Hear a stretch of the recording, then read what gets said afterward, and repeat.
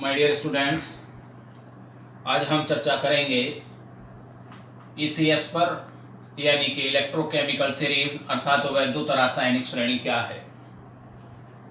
है electrochemical series. My dear, elements यानी तत्वों को यदि हम स्टैंडर्ड इलेक्ट्रोड पोटेंशियल के क्रम में व्यवस्थित कर देते हैं तो हमें एक श्रेणी प्राप्त होती है। इस सीरीज को हम कहते हैं इलेक्ट्रोकेमिकल सीरीज, यानी कि वैद्युत रासायनिक श्रेणी। ठीक है, आईयूपीएसी ने जो अप्रूवल दिया है वो स्टैंडर्ड रिडक्शन पोटेंशियल को दिया है, मानक अपचयन इलेक्ट्रोड विभव। तो यहाँ पे जो सीरीज है ये स्टैंडर्ड रिडक्शन पोटेंशियल के क्रम में धातुओं को व्यवस्थित करके बनाई गई है। देखिए क्या है, इस सीरीज में सबसे ऊपर लिथियम को रखा गया है, क्योंकि लिथियम का जो रिडक्शन पोटेंशियल है सबसे अधिक है, ऋणात्मक -3.04 वोल्ट। और इसी सीक्वेंस में ये व्यवस्थित किया गया है। लिथियम के बाद potassium, barium, strontium, calcium, sodium, magnesium, aluminium, manganese, zinc, iron, nickel, lead और हाइड्रोजन। और हाइड्रोजन के नीचे कुछ धातुएं रखी गई हैं। ये मैंने केवल मुख्य जो इम्पोर्टेंट धातुएं हैं, जो मुख्य धातुएं हैं, उन्हें मैंने इस क्रम में व्यवस्थित किया है। तो इस सीरीज को, इस क्रम को, इस श्रेणी को हम कहते हैं वैद्युत रासायनिक श्रेणी। क्या उपयोगिता है इस सीरीज की?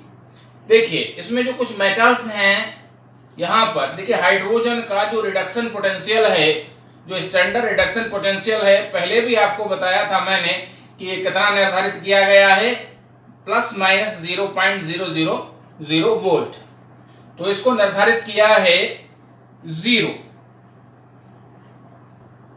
ठीक है, जो मेटल्स ईसीएस में हाइड्रोजन से ऊपर हैं इनके स्टैंडर्ड रिडक्शन पोटेंशियल नेगेटिव हैं, और जो मेटल हाइड्रोजन के नीचे रखे गए हैं उनके रिडक्शन पोटेंशियल पॉजिटिव है।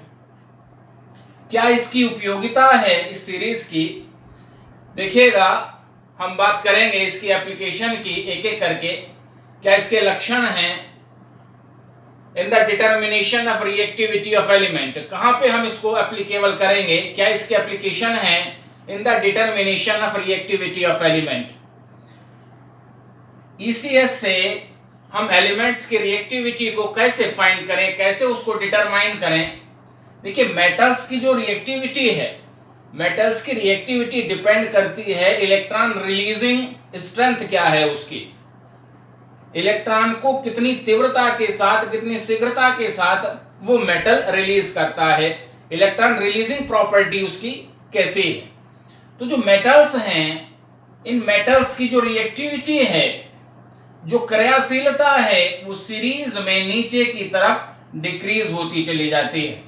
यानी कि लिथियम सबसे अधिक रिएक्टिव है, potassium is more reactive then barium, and barium is more reactive then strontium. तो जो मेटल ईसीएस में ऊपर स्थित है वो अपने से नीचे स्थित सभी मेटल्स से अधिक रिएक्टिव है। यानी कि जो मेटल्स हाइड्रोजन के ऊपर हैं वो हाइड्रोजन से अधिक रिएक्टिव हैं, और जो हाइड्रोजन से नीचे हैं वो हाइड्रोजन से लेस रिएक्टिव है।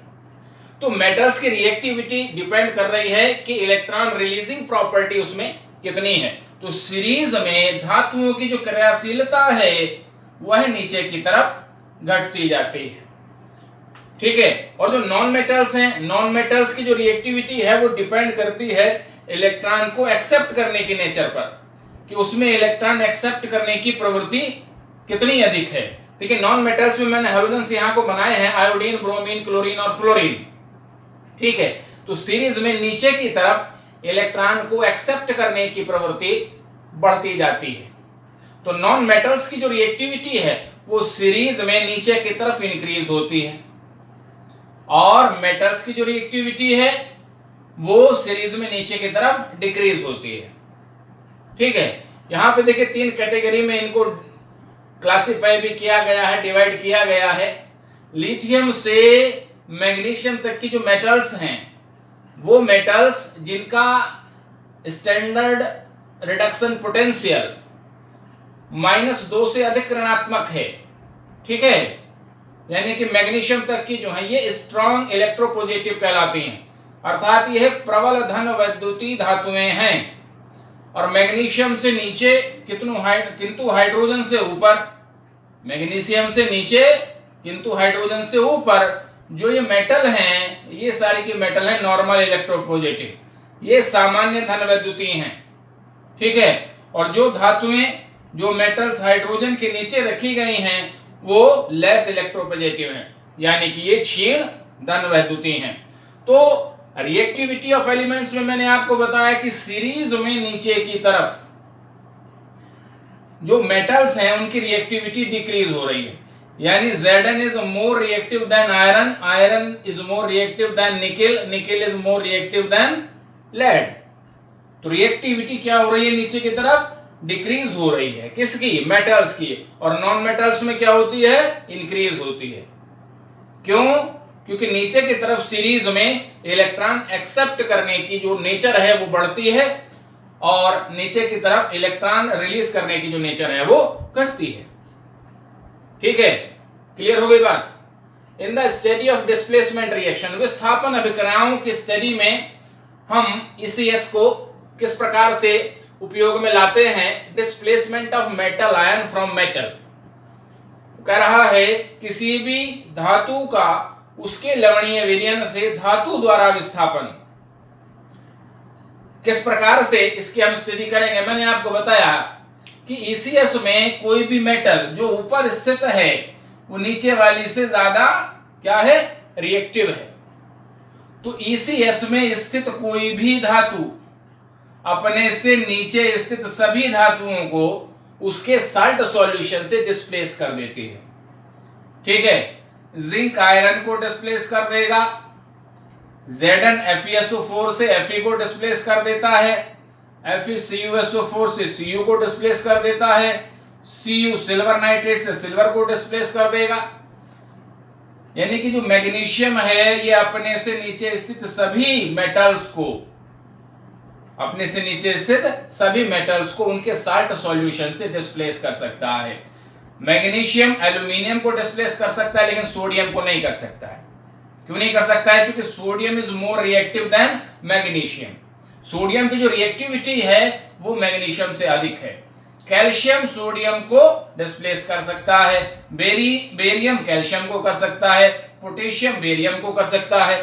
तो मैंने आपको बताया कि इलेक्ट्रोकेमिकल सीरीज में कोई भी मेटल अपने से नीचे स्थित, उसके नीचे जितनी भी धातुएं हैं, जितनी भी मेटल्स हैं, उन सभी मेटल्स को उनके साल्ट सॉल्यूशन से डिस्प्लेस कर देता है। ठीक है, इससे रिलेटेड क्वेश्चन आता भी है एक एग्जामिनेशन में डेफिनेटली कि ZnFeSO4 से Fe को डिस्प्लेस कर देता है, क्यों? FeCuSO4 से Cu को डिस्प्लेस कर देता है, क्यों? या Cu सिल्वर नाइट्रेट से सिल्वर को डिस्प्लेस कर देता है, क्यों? क्या रीजन है इसका? तो सीधे आप लिखेंगे वही कि Zn is more reactive than iron, so zinc displace iron from ferrous sulphate. और अगर पूछता है कि iron displace Cu from CuSO4 solution, why, what is the reason of this? कि आयरन CuSO4 से Cu को डिस्प्लेस कर देता है। तो आप लिखेंगे कि ECS में आयरन का जो प्लेस है वो कॉपर से ऊपर है, so iron is more reactive than copper. ठीक है, so iron displace copper from CuSO4। इसी प्रकार से कॉपर डिस्प्लेस कर सकता है सिल्वर को सिल्वर के साल्ट सॉल्यूशन से। ठीक है, दूसरी बात करेंगे displacement of hydrogen from dilute acid.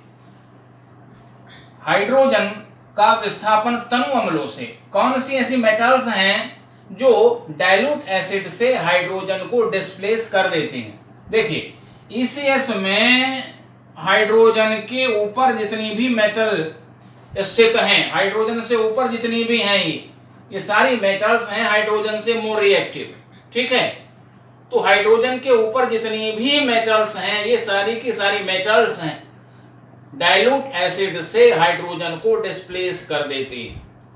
ठीक है, और जो मेटल हाइड्रोजन से नीचे स्थित हैं, जैसे Cu है या मरकरी है या सिल्वर है या आपका गोल्ड है, तो हाइड्रोजन के नीचे स्थित धातुएं कॉपर, सिल्वर, गोल्ड, मरकरी, ये डाइल्यूट एसिड्स से हाइड्रोजन को डिस्प्लेस नहीं करती हैं। क्यों नहीं करती हैं?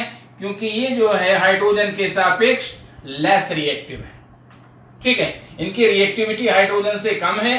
तो ये जो मेटल्स हैं जितने भी ऊपर होंगी, हाइड्रोजन के ऊपर वाली स्थित धातुएं तनु अम्लों से हाइड्रोजन को विस्थापित कर देती हैं।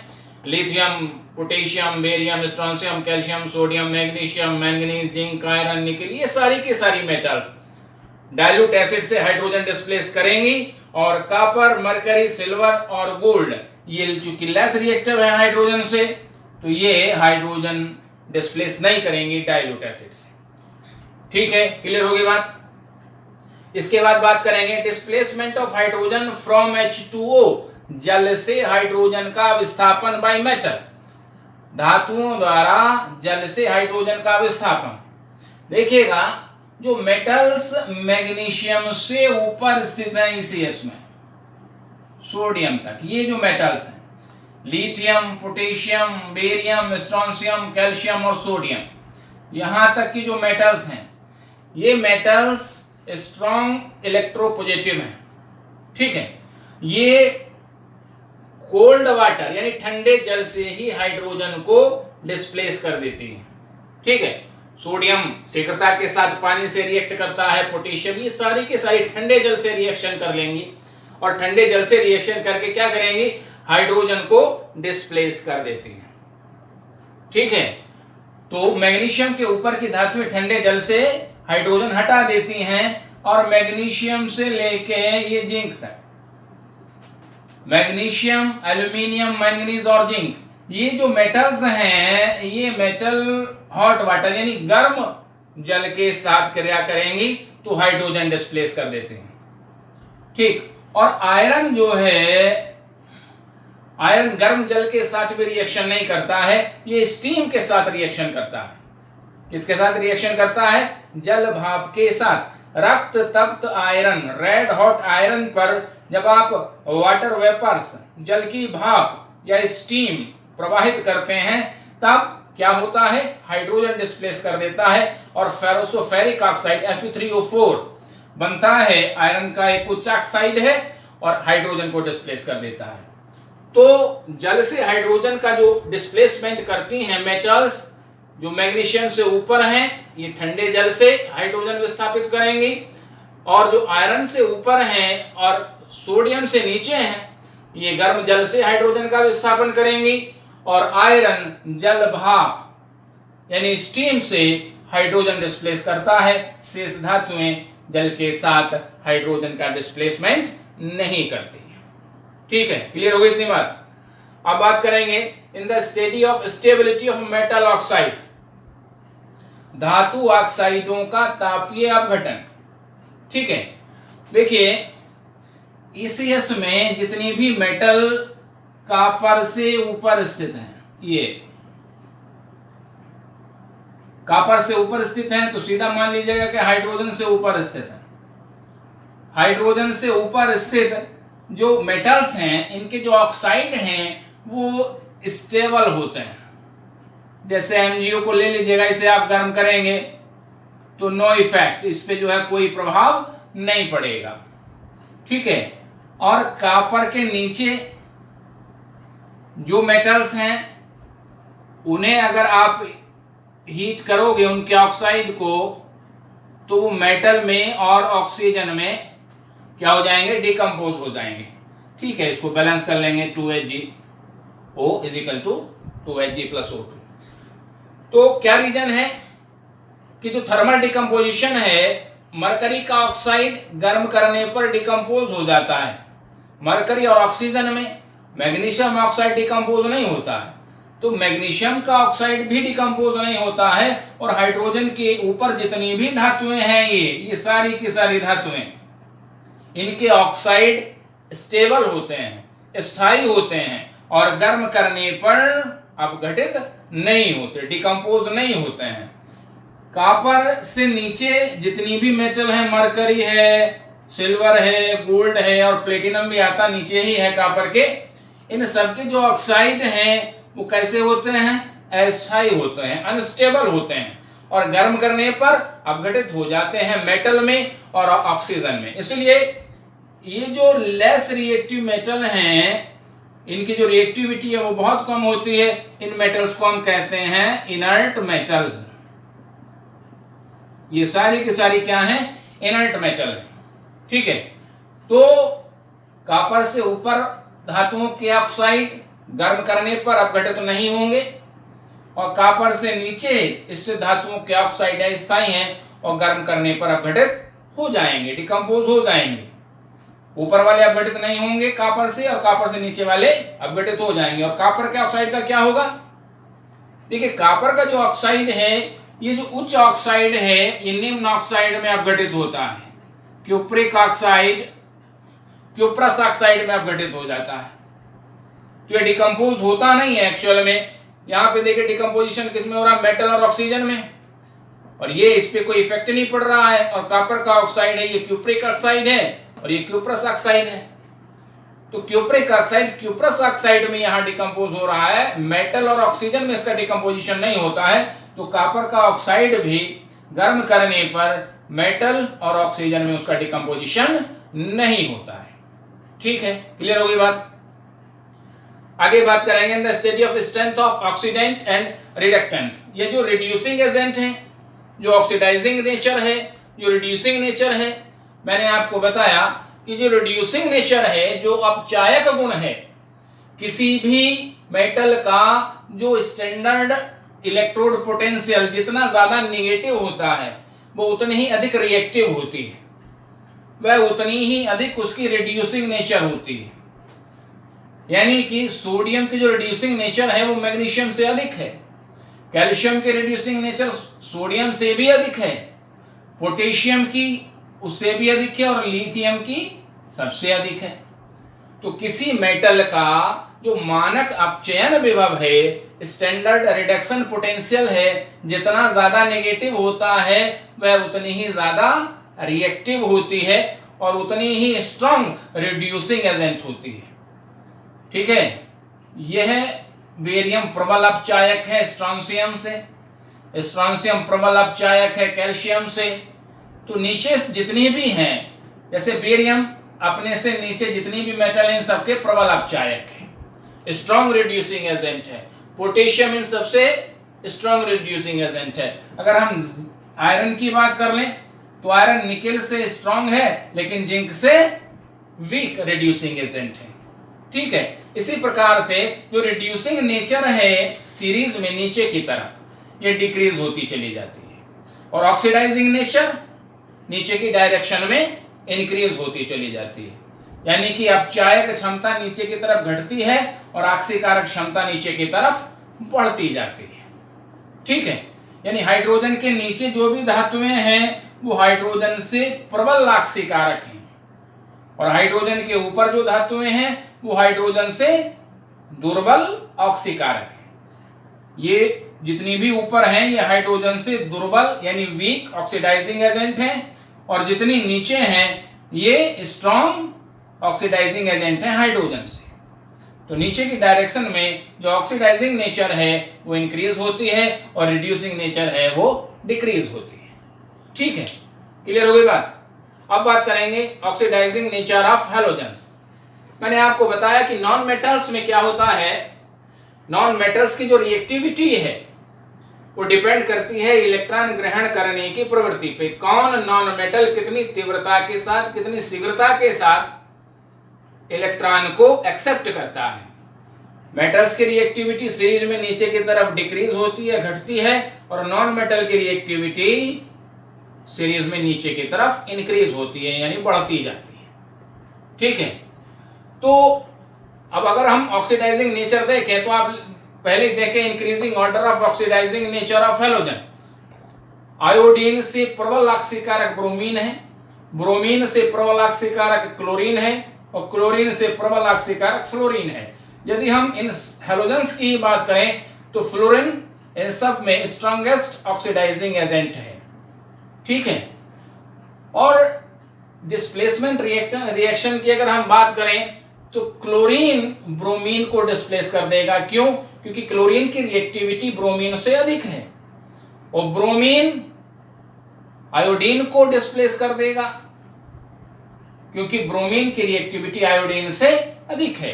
तो एक पूछा भी है, कई बार कहता है कि Ki से आप Cl2 की रिएक्शन करा दें तो 2KCl प्लस I2, यानी क्लोरीन आयोडीन से, क्लोरीन पोटेशियम आयोडाइड से आयोडीन को डिस्प्लेस कर देता है।